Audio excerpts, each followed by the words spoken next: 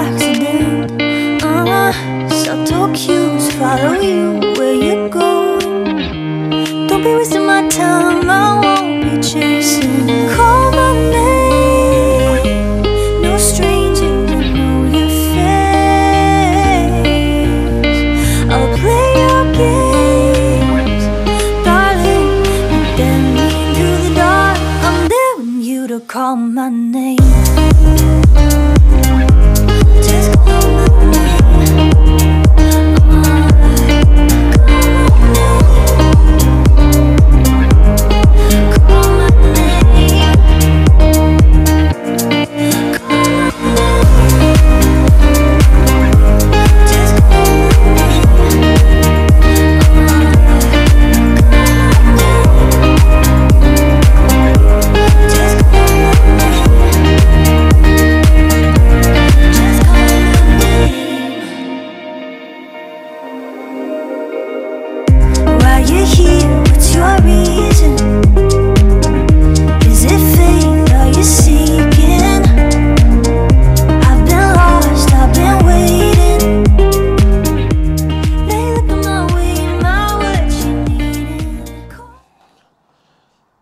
Kochani, witam się z Wami bardzo, ale to bardzo serdecznie.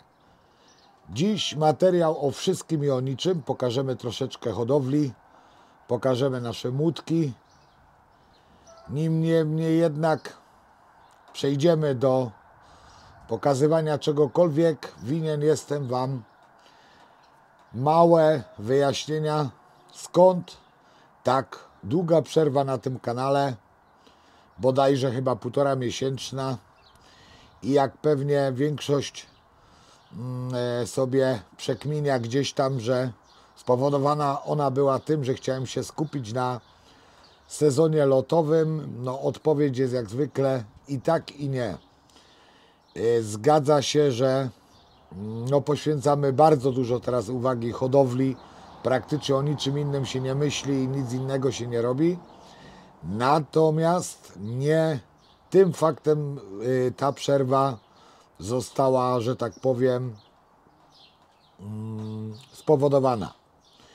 Bardzo dużo problemów w hodowli nastąpiło poprzez nie do końca udany pierwszy lęk. Jednak później już było lepiej, ale przejdźmy do gołębi naszych lotników, ponieważ właśnie to jakby moja broszka jest przygotowanie do sezonu lotowego i naprawdę mieliśmy w tym roku wyjątkowo pod górkę. Uważam, że tak jak jeszcze nie było. Cały problem zaczął się przy drugim wypuszczeniu, czyli przy zniesieniu drugich jaj. Gołębie były wstępnie rozlatane, myślałem, że będzie całkiem fajnie, nic bardziej błędnego. Nie do końca chciały trenować tak, jakbyśmy chcieli, a w zasadzie wszyscy ci, co znają moje gołębie, wiedzą, że no z tymi treningami różnie u nas bywa, no i trzeba im troszeczkę pomagać. No pomagamy im, nie ukrywam, flagą. Oczywiście zaczynamy to robić, jeśli gołębie są już na tyle skoncentrowane, na tyle już przygotowane, że po prostu są dobrze rozlatane, wagowo są w porządku, wtedy wchodzi gdzieś tam w grę wymuszanie jakiegokolwiek treningu i tak dalej. Powiem Wam szczerze, pokazywałem nieraz liny, które otaczają nas, no i już możecie się domyślić, co będzie dalej. No pierwsze wypuszczenie, znaczy pierwsze, powiedzmy jedno z pierwszych wypuszczenie, jakieś tam wymuszania i 5 gołębi ląduje w linach, spada na dół. Połamane skrzydła, połamane nogi, może skrzydła nie, ale połamane nogi, gdzieś tam poczaskane mostki i tak dalej, i tak dalej. No było to naprawdę coś, co troszeczkę mi, że tak powiem, plany jakieś tam popsuło. Ale mówimy, no trzeba żyć dalej, trzeba pracować z tym, co jest. Gołąbków trochę jest, no wiadomo, szkoda, ale są rzeczy, na które wpływu generalnie nie mamy. Odizolowaliśmy te, powiedzmy, osobniki, które zostały skontuzjowane. Wypuszczenie kolejne. I kolejne dwa, mówiąc kolokwialnie, walą w liny. Walą w liny, spadają na dół, dwie nogi złamane i tak dalej, i tak dalej. Kolejnego dnia kolejne dwa. Wiem, że to się robi nudne, aczkolwiek, no, że już nie wspomnę o tym, że Jaszcząbek mi też zabrał fajnego, perspektywicznego gołąbka. Wszystko to sprawiło, że mi się nadzwyczajnie na świecie odechciało, ponieważ stajemy tu pod takim, na wszystko jest rozwiązanie, często się mówi, jednak ja tu rozwiązania jakiegokolwiek nie widziałem. Trenować jakoś te gołębie powinny. Same z siebie nie chcą, gonić za bardzo ich nie można, ponieważ no jak złapią rozpęd, walą w te przysłowiowe liny, o których tu dzisiaj mówię. A więc skapitulowałem, po prostu otwierałem wloty, patrzyłem, co się dzieje. A jak już mówiłem setki razy, moje gołąbki tytanami treningu nie są, więc wyglądało to delikatnie mówiąc żałośnie. Chodziły po trawie, wiadomo, trochę zbierały, troszkę się goniły na dachu, bawiły się, odleciały na kilka metrów, siadały. No, z prawdziwym treningiem nie miało to za wiele wspólnego. I taki stan rzeczy niestety spowodował, że całe plany, całe przygotowania zostały bardzo mocno spóźnione. Bardzo mocno spóźnione. Kiedy w końcu się uspokoiły troszeczkę te gołąbki, było można zacząć je, że tak powiem, bardziej gnać, no i wywozić. Teraz pewnie nie jeden zachodzi w głowę, skoro te liny są tu od zawsze i nigdy wcześniej nie było tak licznego grona rozwalonych gołębi, bo naprawdę nie było, bo zdarzało się 1-2 gołębie, nawet gołębie młode, maks 3-4 przez cały sezon, a tu od razu coś takiego. I oczywiście odpowiedź jest banalna. Na to szybko doszliśmy do tego, dlaczego akurat w tym roku tak się dzieje. Ano z racji tego, że jest bardzo dużo gołębi jednorocznych. A jednoroczne gołębie, przypominam wszystkim, że są to troszkę większe dzieci, jak to mówią. Są to troszkę większe dzieci i one tak nie do końca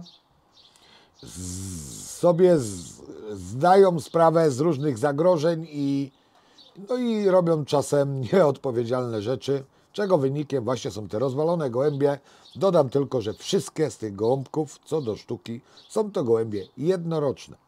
Co nie zmienia faktu, że no, kariera ich została zwolniona w jakimś tam tym.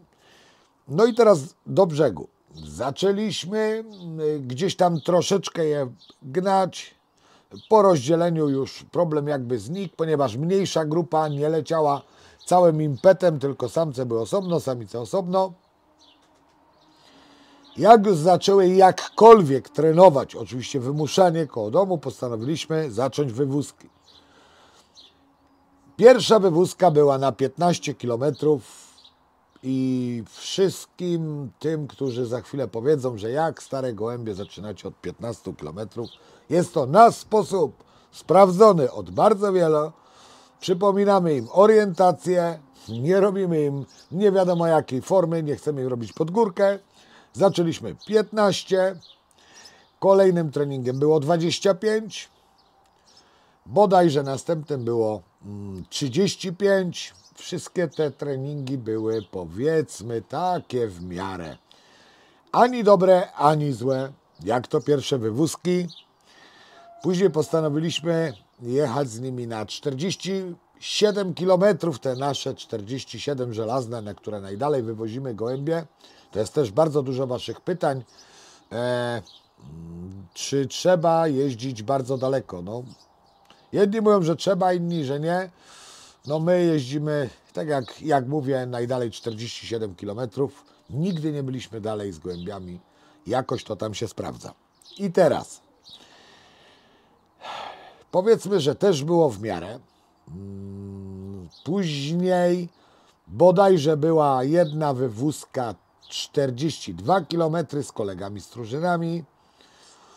Poszło też solidnie, natomiast kolejna próba była już bodajże w 5 hodowców. Zrobiliśmy sobie taki fajny wspólny tekst, gdzie gołąbki już się mogą troszeczkę porozrywać i uważam, że jest to bardzo dobre i jeśli istnieje taka możliwość, namawiam, żebyście się grupowali i na pewno to robi robotę czy w gołębiach starych, a już na pewno w gołębiach młodych, gdzie ta nauka.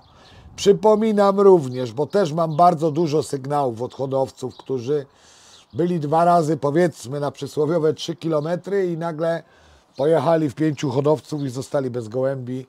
No jest to wielki błąd. Dopiero w momencie kilku wywózek i jakiejś stabilnej przylatywania tych gołębi możemy sobie razem wywozić. Nie, że kolega A, B, C, D i tych 3 ma powiedzmy już tych wywózek 7, 10, natomiast jeden z kolegów ma tych wywózek 2 i to na krótkim dystansie. No i przy takim czymś może się stać, że zostanie bez gołębi. Czyli rada, bardzo dobre są wspólne wywózki, przy czym uczulamy, żeby naprawdę nie wkładać gołębi jeszcze niegotowych. Sadziliśmy, było dość wiecznie, jeden gołąbek przyleciał fenomenalnie, co ciekawe, był to gołąbek, który najgorzej latał koło domu, był to gruby, licznik, stary włowy, natomiast reszta bardzo mocno przegrzała wiatrem, aczkolwiek po krótszej, dłuższej chwili zaczęło się nagrywać. Uważam, że bardzo udane, troszeczkę tam trzeba było pomyśleć, można by powiedzieć bez spraw. Później już zrobiłem właśnie błąd, kardynalny błąd, o którym sam wam mówiłem. Jakby to był błąd, który już kiedyś dawno i tak dalej. Jak wiecie, pogoda kompletnie się zmoczyła, delikatnie mówiąc. Nie było szans na jakieś porządne, uczciwe treningi. Każdy, że tak powiem, chociaż delikatne przetarcie chcieliśmy za wszelką cenę wykorzystać do wywózki. I niestety, no tak jak powiedziałem, po pierwsze, ileż to razy krotnie powtarzałem, żeby nie wywozić gołębi po południu bądź wieczorem.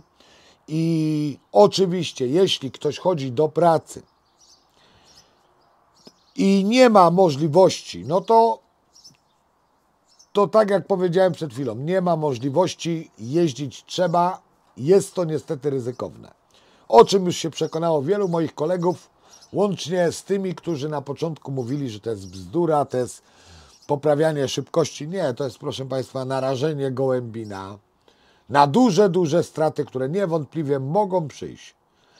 Opowiadałem już chyba właśnie w nawiązaniu do tego, jak kolega kiedyś, jeden z moich kolegów mówił mi, że przecież on tak robi już ileś lat. Ja mówię, że wszystko jest do pewnego momentu i jakież było moje nie było zdziwienie, bardziej jego, jak do mnie zadzwonił i mówi: słuchaj, miałeś rację, na noc mam 2 gołębie, powiedzmy z 50. No zawsze jest to ryzyko, że te gołąbki już się nie zlecą. I generalnie wypuściłem gołębie o 16 na 50 km. No można by rzec, no 16 nie jest jeszcze późno. No okazało się, że do tego doszedł gdzieś tam z ni gruszki, ni pietruszki, wiadomo jaka ta pogoda kapryśna, front, delikatnie jakieś ciemniejsze chmurki, nie mówię, że jakoś super padało, aczkolwiek gdzieś te gołębie odbiły. Pierwsze pojawiły się bodajże po 1,5 godziny i potem było już tylko gorzej. Na noc brakowało gołębi 14. Brakowało 14 sztuk. No to dla niektórych byłaby to połowa, myślę, składu, bo jak wiemy, no nie wszyscy mają dużą pulę tych gołębi.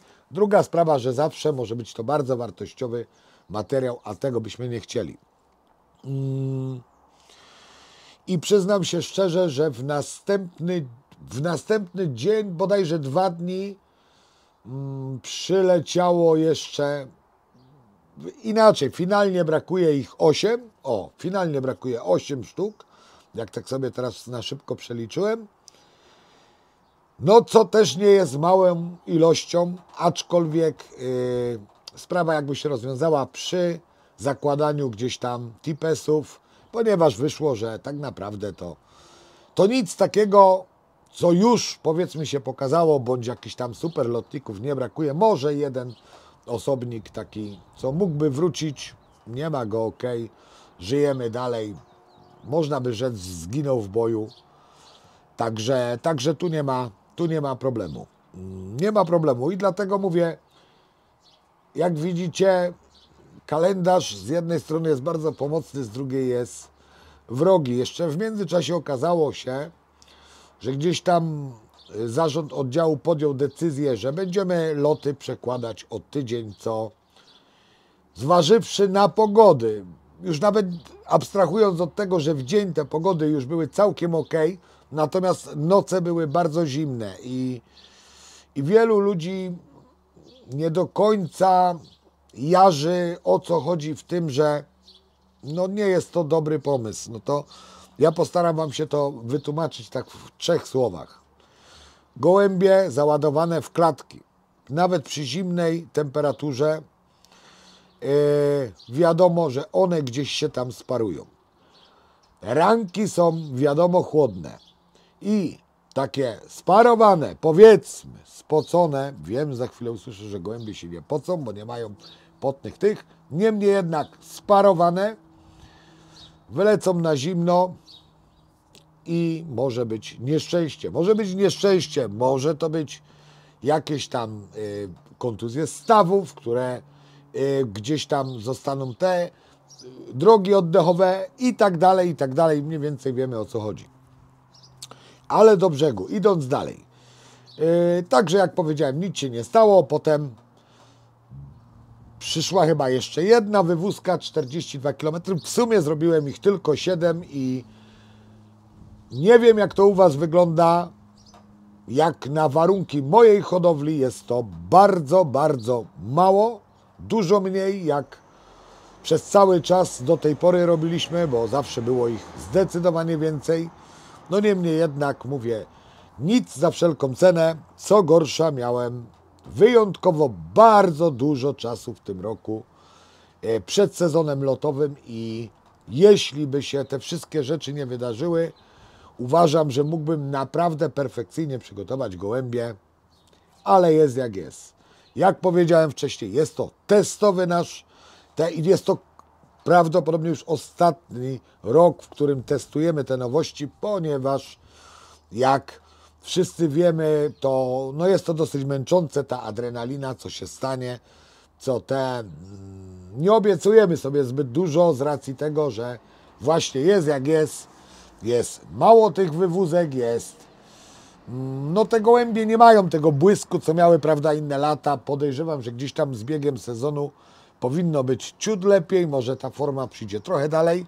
Niemniej jednak wiem, że jak na pierwszy lot totalnie jeszcze odbiegają od tego, co ja widzę w gołębiach przygotowanych.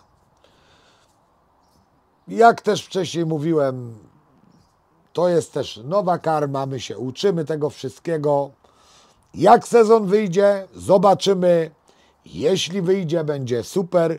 Jeśli nie wyjdzie, trudno. Mówię, nie zawsze się wygrywa, taki jest sport. Zresztą jakby podejmując ryzyko zmiany wszystkiego w momencie, w którym no, można by rzec, że wygrywa się wszystko bądź prawie wszystko w oddziale, no jest dla niektórych kompletnie niezrozumiałe, ale ja już mówiłem setki razy, iluż to mistrzów jakby myślało, że już zawsze tak będzie, że mają ten zwany monopol na wygrywanie i mają już to opanowane, a z biegiem czasu, że tak powiem, spadli z rowerka i już ich nie widać. Dlatego też uważam, że nie ryzykując, szampana nie pijemy.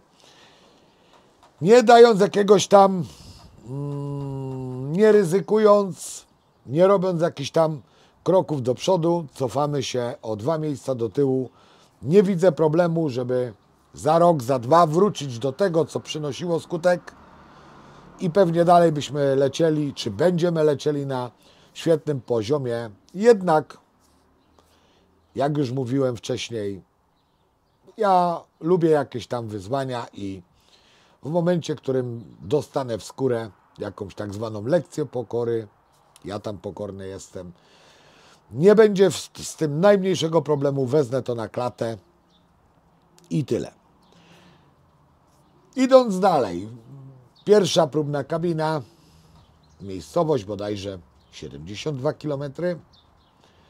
Gołąbki przyszły bardzo, ale to bardzo fajnie. Można by powiedzieć, że siadały grupowo.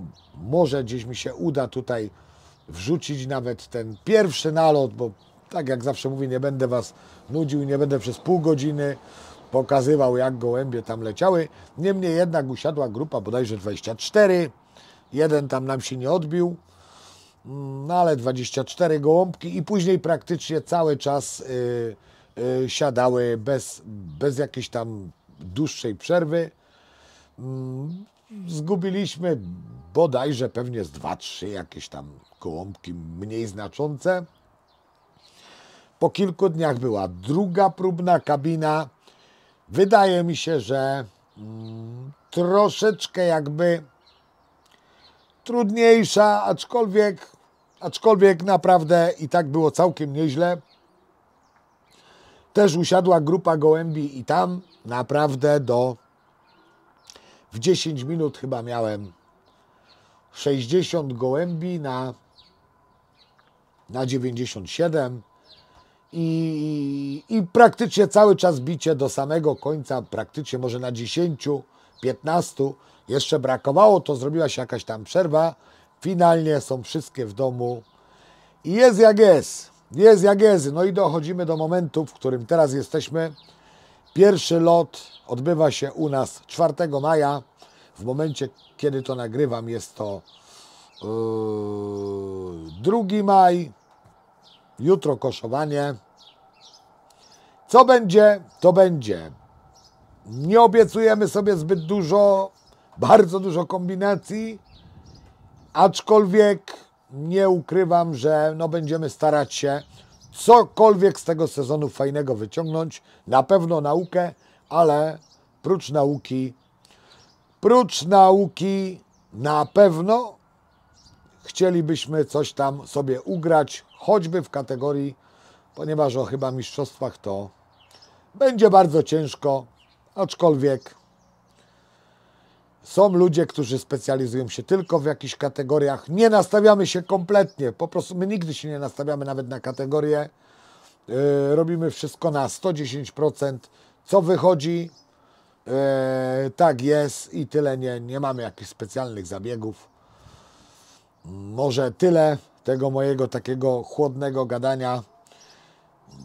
Na koniec jeszcze może stwierdzę, oczywiście na koniec tej części materiału, chciałbym porozmawiać trochę o takich odzewach, które słyszę po pierwszych lotach. No jedni są super zachwyceni, drudzy są zdewastowani psychicznie już po pierwszym locie i gubiąc dużą ilość stada, trudno jest się dziwić. Szukanie gdzieś tam potem przyczyny. Absolutnie nie należę do ludzi, którzy twierdzą, że zawsze jest to wina hodowcy i na pewno też nie jestem z ludzi, którzy całą winę zwalają na prezesów do spraw lotowych. Prawda gdzieś tam przeważnie jest pośrodku. W jednym przypadku jest tak, w drugim jest tak. Generalnie, jak wszyscy wiemy, jest bardzo nieduża ilość ludzi, którzy chciałoby się tym zajmować, czymkolwiek zajmować się. Dlatego jest jak jest. A zdarza się też, niestety jeszcze się zdarza, że że prezesami lotowymi zostają tak zwani figuranci, słupy. Pewnie i w niektórych przypadkach też się tak zdarza. I dlatego wybierajmy mądrze, w miarę, jeśli jest na to czas, jest na to chęć, bierzmy stanowiska w oddziale, ci co mogą, ci co się czują na siłach.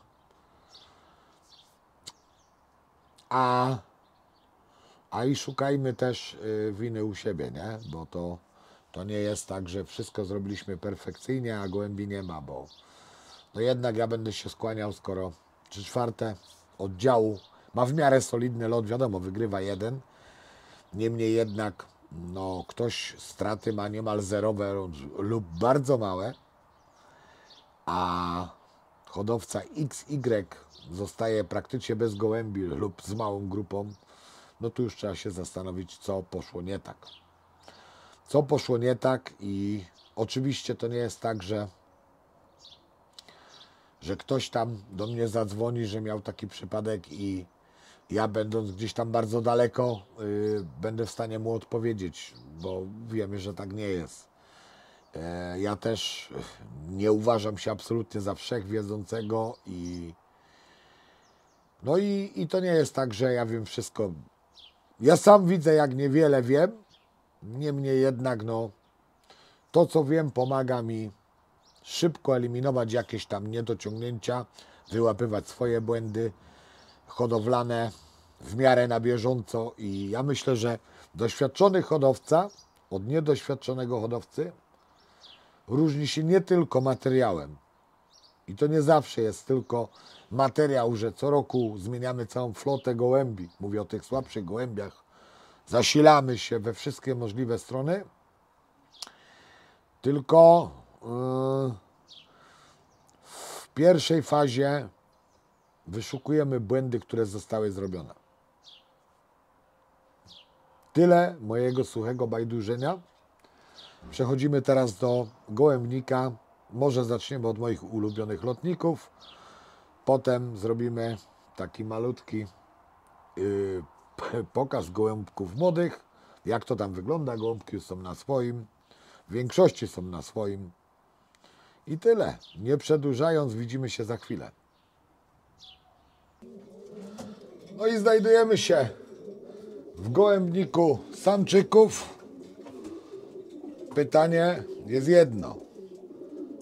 Czy te gołąbki są gotowe? Nie wiem, ale się dowiem. Już w najbliższą sobotę. Jak już wcześniej mówiłem na filmach, dajemy im pełną swobodę, czyli wyjścia na bojlerę troszeczkę inaczej, jak hodowcy w większości nas przygotowują i nas przyzwyczaili. Mają oporowo, okna wentylacyjne otwarte, pełen luz blues i tak to wygląda, kochani moi mili. Połówki cel są otwarte, połówki zamknięte. Na razie są tu jeszcze miski lęgowe, które zostaną zabrane, ponieważ nie uważam, że są one do czegokolwiek potrzebne. Jak widzicie, pełen chillout w gołębniku. Gołąbki spokojne, nie boją się, ale do tego wierni słuchacze i oglądacze mojego kanału są już raczej przyzwyczajeni, że moje gołąbki raczej się nie boją i zdarza się, że trzeba je przesuwać nogą. Ale jak to mawiał klasyk, no już taki mamy klimat i nic w tej materii się nie zmienia. Bardzo lubię gołębie przytomne, nie jakieś wariaty. Spójrzcie, jaka tu jest harmonia. To niby przy tak dużym gołębniku, bez jakichś tam przedziałów, bez tego, co oczywiście ma swoje słabe strony i nie ma co tego ukrywać. Nie ma co tego ukrywać. Też Nie jest łatwo tak gołąbki do siebie przyzwyczaić, aczkolwiek jak wiecie, ciężko pracujemy nad to, żeby nasze gołąbki takie były i jeśli większość stada jest gołębiami pokornymi, to później, uwierzcie mi, z każdym kolejnym rzutem dokładamy nowe gołębie, które widzą, że te pierwsze się nie boją i one też nadzwyczajnie na świecie się nie boją. To jest dosyć proste i oczywiste. O, tu nawet samczyki już zaczynają się gnać, także robi się dobrze. Oto gruby. Muszę tutaj wam grubego pokazać, zresztą bardzo często na niego najeżdżam. Na skubańca. Bardzo broni swojej półki. O, już się zaczyna. I takie gołębie kochamy. No, na razie, ojej, już. Na razie kompletnie bez formy. Może wygląda całkiem fajnie, bo naprawdę mega mi się podoba. Charakterny skubaniec, aczkolwiek no zobaczymy, jak mu pójdzie w lotach, ponieważ jeszcze bardziej jak do tej pory kocha swoją celę i kocha nie trenować. Tutaj naskarżę na ciebie trochę, gruby. Zgadza się? Tak. Gruby nie lubi trenować wyjątkowo. Lubi sobie siedzieć na daszku, a jeszcze najlepiej lubi siedzieć w swojej celi i się z niej zbytnio nie ruszać, to chyba że do jedzenia, do czego chętny jest zawsze. Jak widzicie, większość gołąbków rocznych, kilka gołębi starych poszło do rozpłodu, zakończyło swoją karierę, przebudowa stada trwa w najlepsze i jeśli wszystko pójdzie po naszej myśli, już w przyszłym roku będę miał drużynę, jaką chciałem mieć od dłuższego czasu. Teraz może zajrzymy do samiczek.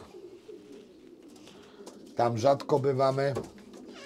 Jak widzicie, działa ta nasza ponieważ w momencie, kiedy tylko zapomnę jej spuścić, to samiczki przelatują do samcy, co oczywiście dla mnie też nie jest wielkim problemem. Tu sobie na chillaucie siedzą samiczki. Również oczywiście tu się nic nie zmienia. Swobodny dostęp do bojlery, jak wszystkie gołębie. Na pytanie, czy się słyszą się, nie używamy radia.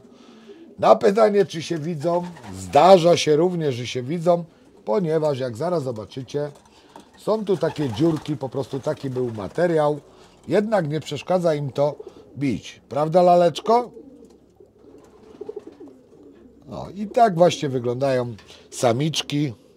Dla jednych pewnie wyglądają fajnie, dla innych mniej fajnie. Niemniej jednak dla mnie obrazek jak najbardziej pozytywny. Tu nasza stara płowa lotniczka. Jest to córka czarnej perły i takiego starego płowego, którego już nie ma w naszej hodowli, już był bezpłodny. Mogę powiedzieć, że jest to samiczka, która przez 2 lata była najszybszym gołębiem kategorii A w oddziale Poznań. I bodajże 2 razy pod rząd była 7. Także jest to jak najbardziej fajna a tu tuż pod spodem jest jej półsiostra. Również córka czarnej perły i furszpana tak zwanego. Gołąbki bardzo fajne, zresztą jej 2 pełne siostry robiły mi bardzo dobrą robotę niegdyś w kategorii AB, czyli tak jak powiedziałem, gołębie z czarnych wywożących się to u mnie w dużej większości są splintery i tak to wygląda, moi drodzy. Jak widzicie, no praktycznie one są kilka centymetrów ode mnie i nie reagują zupełnie w żaden sposób. To moja stara weteranka, która już, jak widzicie, nie ma tipesa, nie uczestniczy w lotach. Trochę kolorku jest też. Czerwonego, płowego. Tu mam taką burą samiczkę. Bardzo fajna jest. Bodajże chyba 4. lotnikiem oddziału. Jest to już wnuczka naszych wosów. Naszego wosa Odarka. I tyle. Myślę, że tyle, jeśli chodzi o lotniki. No i przechodzimy do gołąbków młodych, bo jest to zawsze gorący temat. Jak się chowają, ponieważ jak wszyscy wiemy, no dziś w tym roku wyjątkowo problemów z młodymi była co niemiara. I nim przejdziemy do gołębi młodych, chciałbym Wam pokazać kolejny patencik, który będzie można wykorzystać u siebie z hodowli, jeśli jest taka potrzeba. Mówię tutaj o tej ramce, która została zbudowana w sumie do tego, żeby w pierwszym tym, żeby wkładać tam duże klatki, ładować gołąbki i nie przekładać z małych do dużych. Natomiast jak się później okazało, ma ona jeszcze jedno fajne zastosowanie. Gołąbki kompletnie młode może być otwarta do góry, ponieważ ona otwiera się do góry. Podkładana jest ta deska, na którą tutaj patrzycie. I gołąbki mogą sobie, nawet bardzo małe, wychodzić na dwór po tej desce. Słaba strona tego rozwiązania również istnieje, o której mi powiedział Marcin Kubica, któremu tak ochoczo się pochwaliłem moją ramką. Okazało się, że u niego to już funkcjonuje dłuższy czas. Natomiast on zaobserwował, że słabą stroną tego rozwiązania jest fakt, iż gołębie nauczone wychodzenie tym, później niechętnie wskakują na te wloty. Póki co gołąbki jeszcze nie były wypuszczane, były raz w sumie na dworze i wszystko było całkiem fajnie do momentu, w którym nie nadleciała jakieś tam stado wron i nie zrobiło nam małej rewolucji, gdzie 5 poszło i szczęśliwie udało nam się całą 5 sprowadzić po niezwykłych manewrach. Niestety za późno, zapatrzeni gdzieś tam w gołębie lotniki. Trochę zostawiliśmy młódki na boku, co skwitowało faktem, że są już one dość przerośnięte jak na wypuszczenie. Jak widzicie. I na pewno każdy, kto zaciemniał gołąbki, zna taki obrazek. Gołębie już są bardzo, ale to bardzo mocno rozpierzone. Dlatego nie wyglądają one zbytnio okazale. Niemniej jednak, nauczony już rokiem poprzednim, wiem, że w kolejnych tygodniach będzie już tylko lepiej. Oczywiście jeszcze będą tutaj dokładane. Jest tu bodajże 55 sztuk na tą chwilę, które wyglądają średnio może w chwili obecnej. Niemniej jednak, jak się fajnie już jak już się fajnie wypierzą, będzie w porządeczku. Tu jak zwykle kolorek. Też w tym roku jest kolorek, takie mewki dla fanów koloru. Czarne to już jakby norma, a i burę, płowe. No śmiem powiedzieć, że pomału tych wszystkich kolorowych zaczyna być więcej jak gołębi niebieskich i grochów, a jest to wcale nie takie oczywiste, a wręcz mało oczywiste. Zobaczymy. Póki co sprawdzają się, więc nic nie robimy z tym. Kochani, no co, nie przedłużając już, tyle na tą chwilę. Życzę Wam owocnych lotów mimo wszystko.